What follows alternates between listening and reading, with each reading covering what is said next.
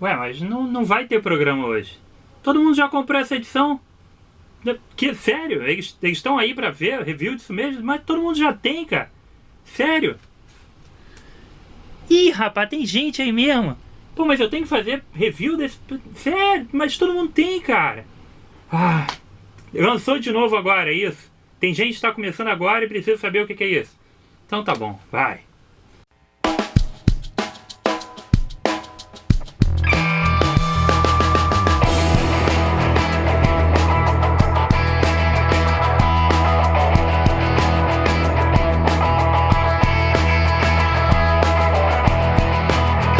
Fala pessoal do canal, tá começando aqui mais um Crise nas Infinitas Barbas, que eu achei que nem ia fazer, né, porque é uma edição óbvia, achei que todos já tinham, pelo menos deveriam ter, não era algo nem para se pensar muito, mas me falaram aqui que não é todo mundo que tem, não é todo mundo que sabe dessa edição, e ela acabou de ser relançada pela Panini, então vamos lá, né, essa edição aqui, Superman, o que aconteceu ao Homem de Aço.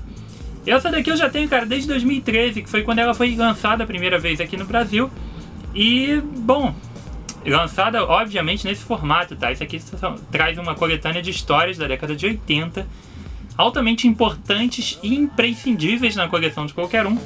Mas já que muita gente pode não ter, que tá começando agora, viu ali vendendo nos sites, na internet, viu na banca, tá na dúvida, vague, não vague. Então vamos lá, vamos falar pra vocês. Vague, óbvio.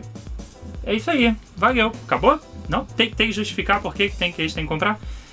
Então tá, cara. Então vamos lá, vamos começar então o Crise nas Infinitas Barbas. Pessoal, é o seguinte, cara, essa edição aqui, tá? Altamente imprescindível na coleção de qualquer leitor de quadrinhos, tá? Sendo fã ou não do Superman, ela tem uma importância tão grande, tá? Pro mundo dos quadrinhos, não que ela seja um divisor de águas nas histórias e tudo mais, a partir daqui tudo mudou. Não é como, por exemplo, o Cavaleiro das Trevas, nem nada disso. Só que ela tem algumas coisas extremamente importantes e marcantes nessas três histórias que estão contidas aqui nessa edição, tá?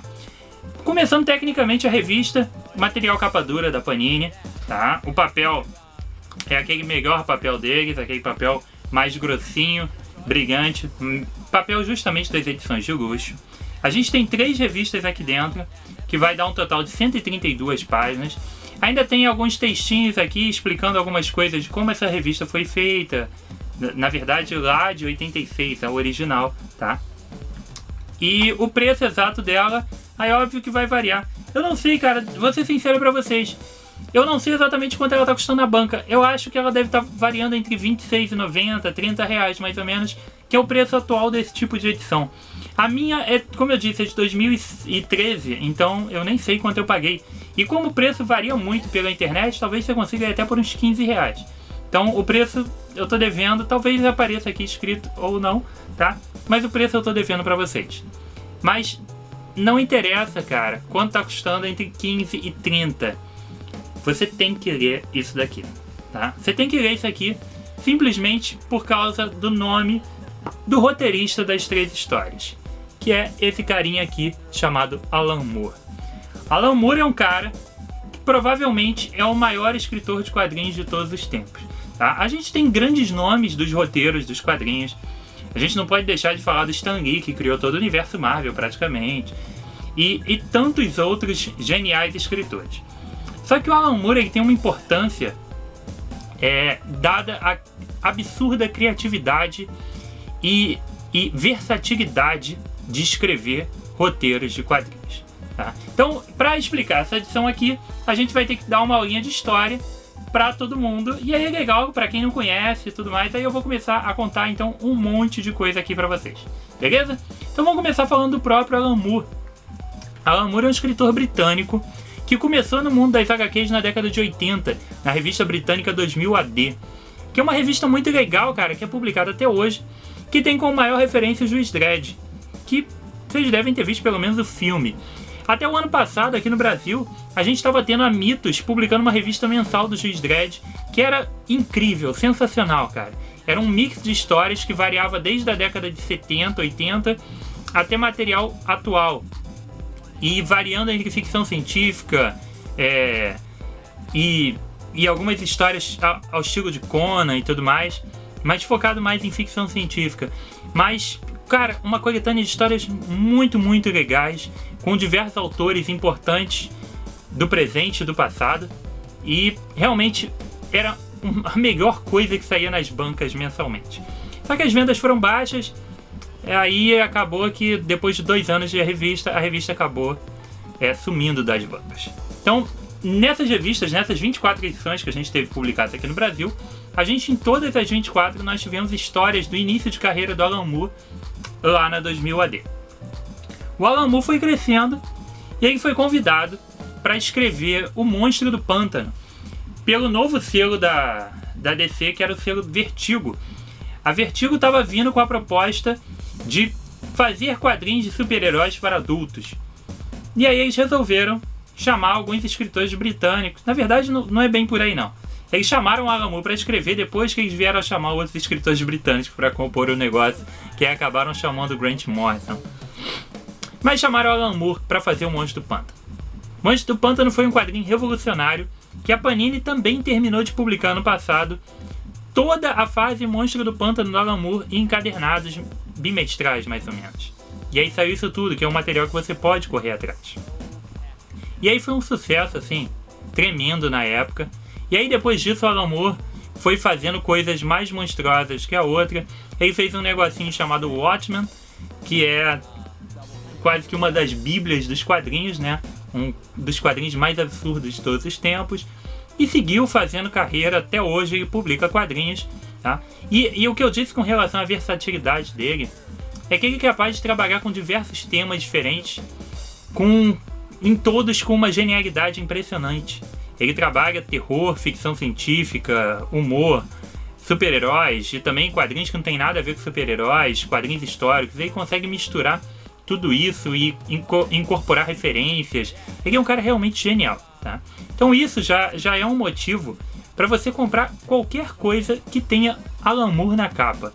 É nesse nível mesmo, cara. Dificilmente você vai se arrepender de comprar alguma coisa do Alan Moore. Eu na verdade, acho que é impossível você se arrepender de comprar alguma coisa que o Alan Moore tem escrito.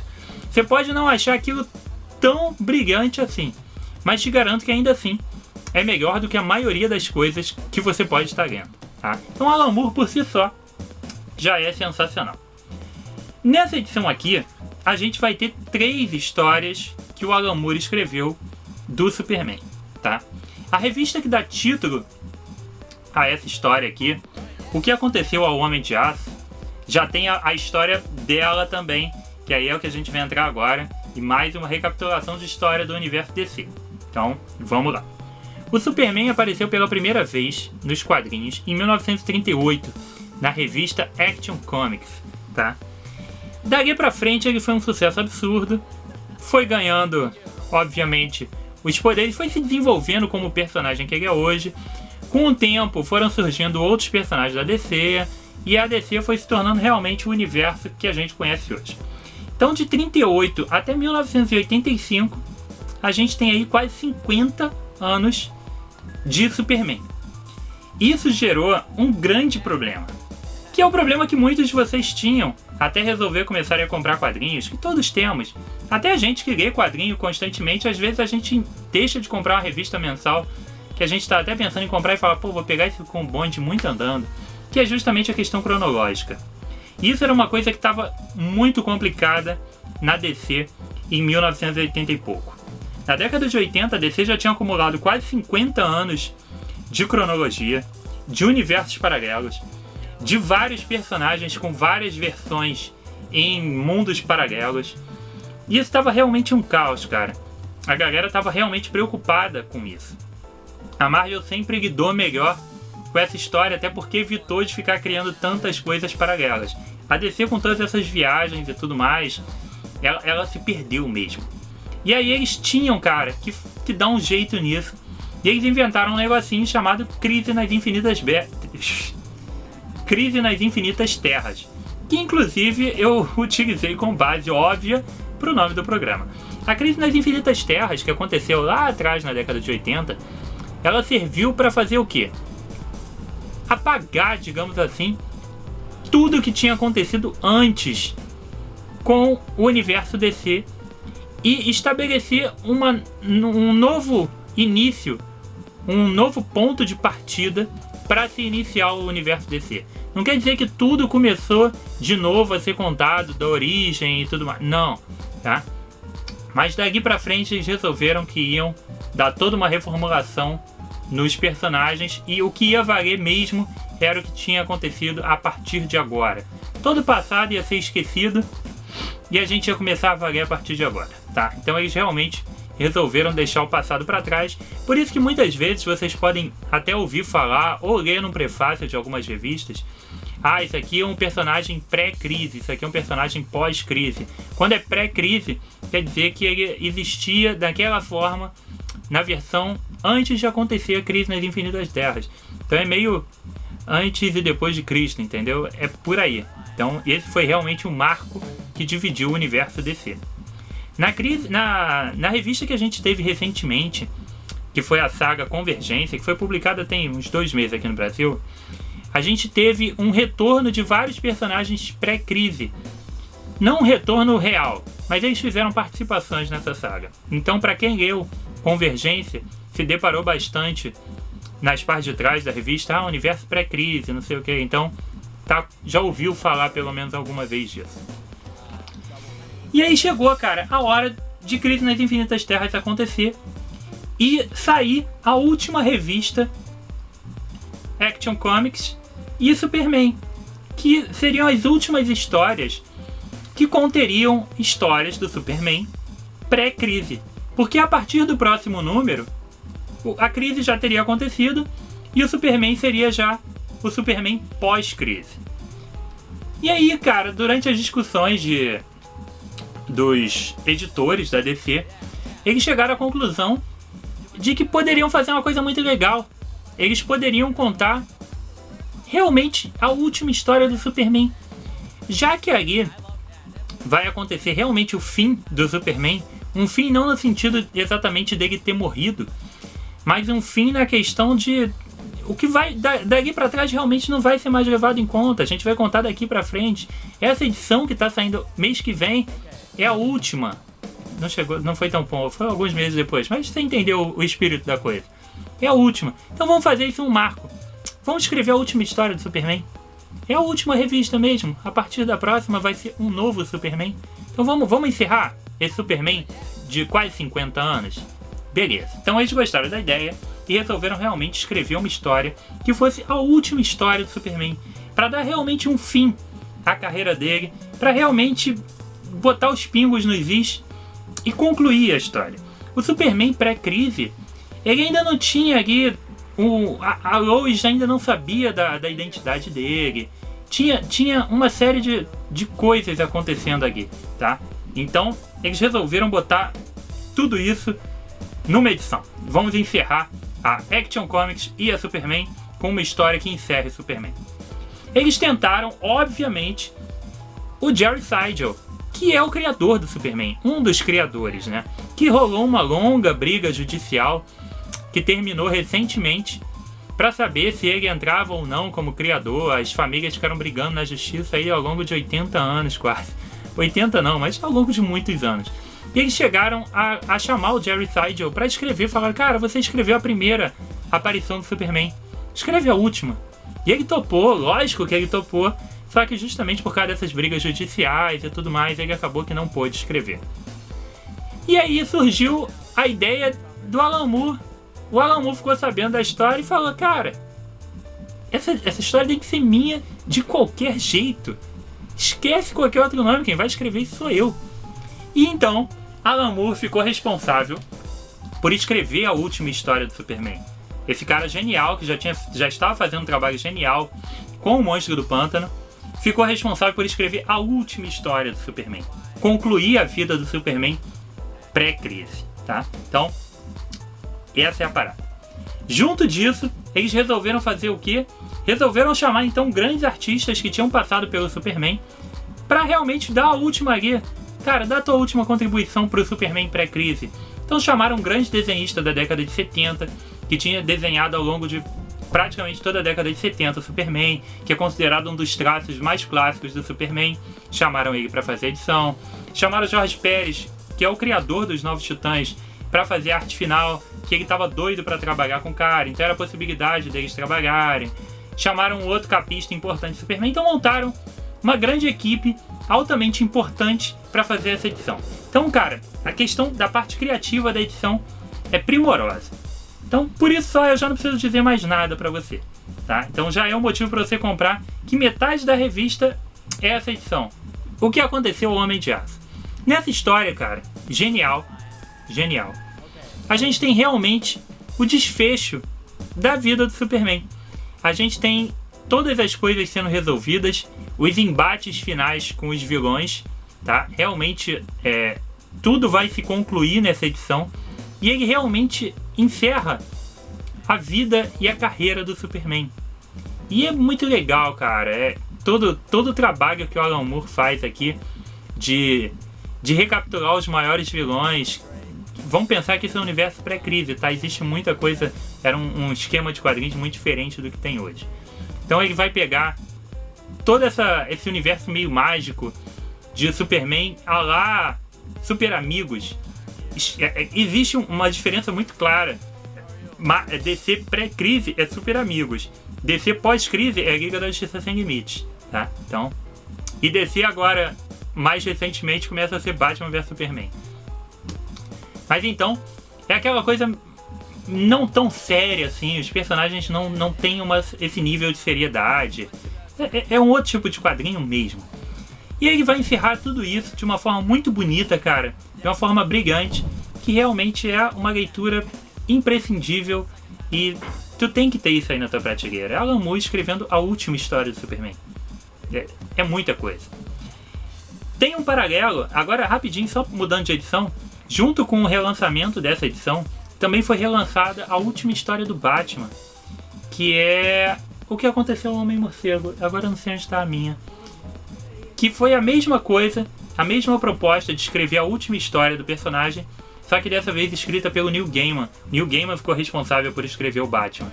Então, eu vou fazer review dela depois. Ela também foi relançada agora e também é muito boa essa edição, cara. Muito boa, você pode comprar tranquilo. Mas se quiser, espera o review. Como só essas duas edições era muito pouco para fazer um encadernado, a Panini colocou umas 2 edições do Alan Moore escrevendo Superman também nesse período, praticamente no mesmo ano, tá?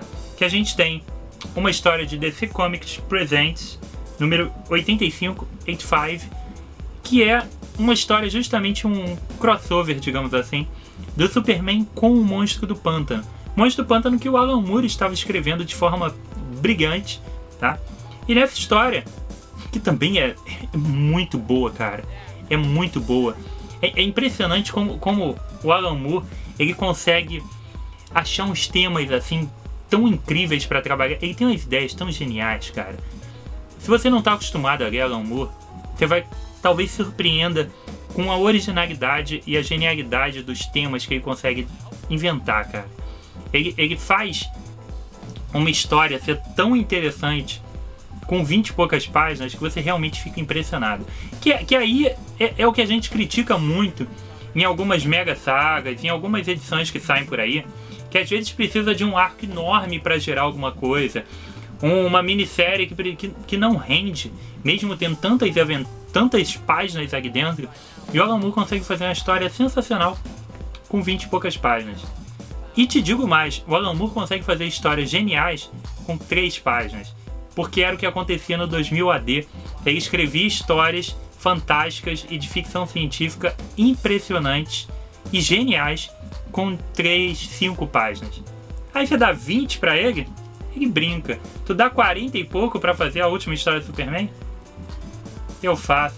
Aí quando você dá Monstro do Pântano pra ele por vários anos, aí o cara faz uma obra-prima, tá? E aí quando você dá total liberdade criativa e fala, amor, faça o que você quiser na DC, ele simplesmente faz Watchmen. Então, quando o cara é gênio, é outra coisa, né? Então nessas 20 e poucas páginas que tem nessa história do Monstro do Pântano com o Superman, a gente vai ver o Superman sendo infectado por um vírus, na verdade um fungo, é uma bactéria, algo do tipo, vindo diretamente de Krypton. E isso é uma coisa extremamente bizarra, e ele trabalha isso de uma forma extremamente interessante e sensacional, cara. Uma edição muito legal, bem interessante, e para você sentir um pouquinho também de curiosidade de quem é o Monstro do Pântano. Quando você vir o Monstro do Pântano na edição, você vai falar, cara, esse personagem parece ser bem legal. E cara, o Monstro do Pântano é foda, tá? Então a gente tem essa ótima história, que vale muito a pena ser lida. E finalmente, a gente tem uma outra história do Alan Moore, escrevendo Superman, que é tão clássica ou mais clássica do que a própria edição que dá nome à edição, tá? O nome da revista é Para o Homem que Tem Tudo. Nessa história, cara, que é realmente brilhante, essa história é estupidamente brilhante. Ela foi publicada em Superman Anual, número 11, em 1985. Nessa história a gente tem a Mulher Maravilha, o Batman e o Robin, que era o novo Robin, Jason Todd, que estava começando a figurar no universo DC nesse momento, indo para a Fortaleza da Solidão comemorar o aniversário do Superman. Cara, só isso já é genial, cara, já é genial. E eles vão lá para presentear e comemorar o aniversário com o Superman. E lá eles vão se deparar com o Superman em estado quase de coma. Ele tá completamente inerte e delirando. Na verdade, ele tá parado de olho aberto, delirando. E tem uma planta no peito dele. Ah, Rodrigo, você tá dando spoiler? Não, cara, essa é a capa da revista. Tá, então tem uma planta ali no peito dele. E aquilo é uma planta alienígena, parasita, que se alimenta da sua vida e te dá em troca tudo o que você mais deseja, em forma, obviamente, de sonhos. Cara, isso vai gerar uma história, assim, completamente incrível. Incrível mesmo. Que é a gente ver tudo que o Superman mais deseja, enquanto Batman, Mulher Maravilha e Robin, Jason Todd, tentam resolver o que fazer ali. É uma HQ genial nas suas 20 e poucas páginas, com uma ideia muito boa e muito bem trabalhada pelo Alan Moore, como sempre. O que ele é capaz, é o que eu disse, cara, o que ele é capaz de imaginar e criar, mesmo que sejam com tão poucas páginas, ele consegue ter ideias realmente muito boas, cara. Ideias realmente que você não sabe de onde saíram. E isso é incrível, incrível. A gente tem, cara, umas pitadas de humor muito boas, cara. Tem logo no começo uma com o Robin, que é sensacional, que é o Batman soltando uma piadinha pro Robin, cara. Que tu não acredita que aquela piada... Até hoje, o pessoal que leu aquilo em 1985, já se passaram 31 anos e continuam sem acreditar que aquela piadinha rolou, cara. É incrível, incrível. E tem mais. Esqueci de mencionar. Além de ter o brilhante roteiro do Alan Moore, tem a arte do David Gibbons, que é o desenhista do Watchmen. Então não é pouca coisa essa edição, cara. É muita coisa. É Alan Moore com David Gibbons. Porra, é o Watchmen que tem aqui. Então, uma HQ imperdível, que vai toda muito bem. É sensacional, o final dela é muito legal. Ela é toda... Cara, essa edição aqui é imperdível. Como eu disse, eu achei que eu nem precisava fazer o programa, porque eu achei que você já tinha essa edição. Mas se você não tinha, tu vai ter. Óbvio. Esquece todo o resto. Esquece Igual Mods, esquece Salvat, esquece até Panini, as edições. Se tu tiver que deixar de ler alguma coisa pra comprar isso aqui, por favor, faça isso e compre essa edição aqui, extremamente histórica e genial. Superman, o que aconteceu ao Homem de Aço? Alan Moore, não vou dizer no auge do seu brilhantismo, porque ele é brilhante até hoje, mas Alan Moore explodindo na DC, escrevendo o Monstro do Pântano, para escrever a última história do Superman, para escrever Superman e Monstro do Pântano, e para fazer um Superman anual, o aniversário do Superman. Porra, tu tem isso aqui, não tem? Vai lá e compra essa bodega aqui, que isso aqui é uma das melhores coisas que tu pode comprar nesse momento aí pela internet ou na banca. Espero que vocês tenham curtido. O programa foi enorme, eu sei, mas é que tinha várias informações importantes para dar para as pessoas que estão começando agora a ler quadrinhos. E eu acho que sempre são importantes mesmo que a gente pontuar esse tipo de coisa. Ah, Rodrigo, mas você falou isso num vídeo 2 meses atrás. Sim, mas o cara pode ter visto pela primeira vez hoje, então tem coisa que eu tenho que retomar e tenho que relembrar as pessoas. Então, espero que tenha sido realmente útil para todo mundo. Espero que você tenha curtido o vídeo. Se você é novo aqui no canal, curta o vídeo, passe a acompanhar o canal, dê uma curtidinha aí. Seja bem-vindo, deixe seu comentário, sugestão, crítica, dúvida, o que você quiser aí. Eu respondo tudo na maior velocidade possível que der. E pra galera de casa já, bem-vindo de volta. Espero que vocês tenham curtido também. E esse foi mais um Crise nas Infinitas Barbas, aqui direto do Pelas Barbas de Odin. Até o próximo programa.